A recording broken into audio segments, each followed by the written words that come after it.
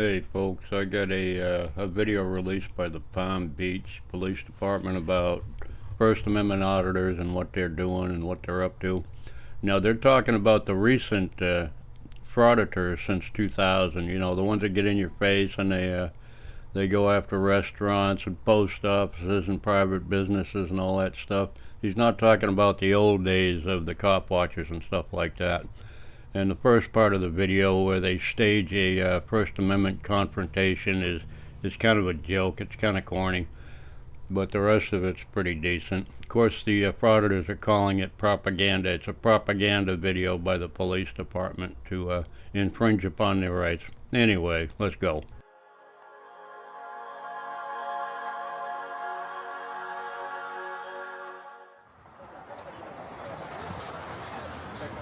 What are you doing? You cannot be violating her rights like this.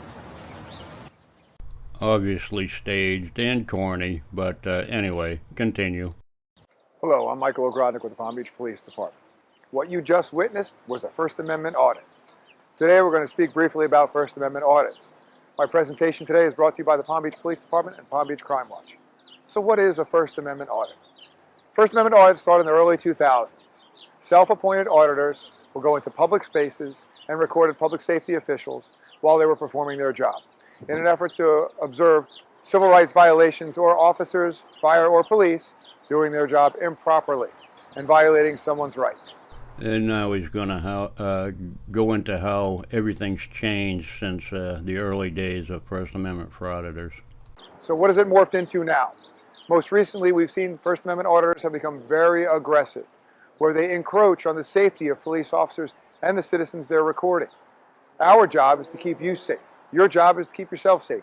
How do we do that against the First Amendment audit?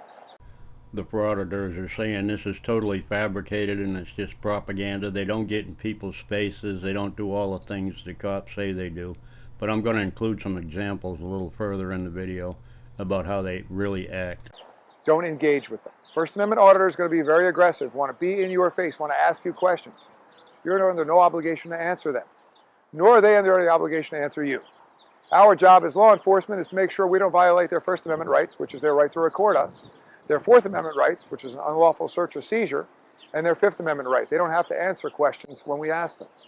But by the same token, we can identify ourselves and we can disengage just like you can. So if you're out in public and a First Amendment auditor walks up on you when you're having a peaceful interaction with a police officer, or you're out at dinner with your family and they walk up and start recording you, you have a couple of options. Most important option is don't engage with them.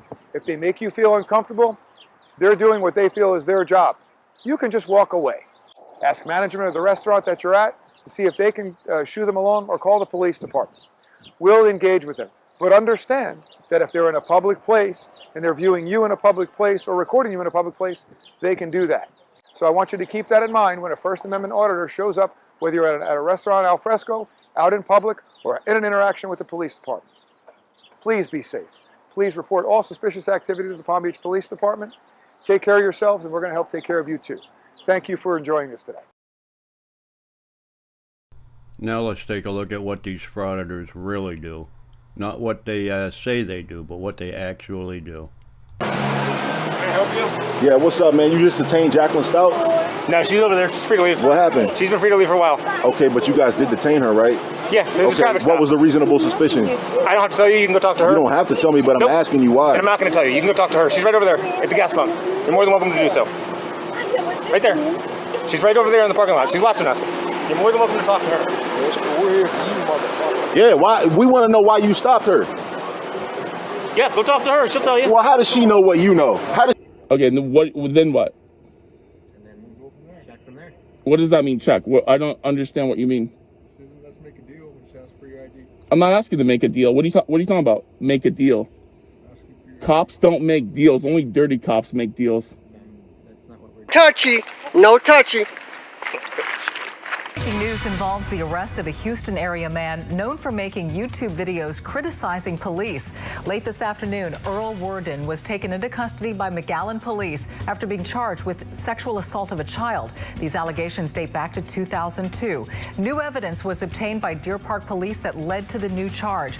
Over the years, Worden has appeared in dozens of YouTube videos criticizing law enforcement and challenging the legal limits of where people are allowed to record videos and take photos. Worden is already a convicted sex offender. It is not clear why he was in McAllen. He will eventually be brought back to Harris County to face a judge on this new charge. Well, that's the morphing from what cop watchers used to be to what they are now. I didn't include any really graphic things where they actually get in people's faces and go into restaurants and go into post office, stuff like that, where they confront people, which they do all the time. I mean, it's ridiculous. But yeah, all the auditors are making videos about this video that the cops made, calling it all propaganda. None of it's true, and we all know it's true.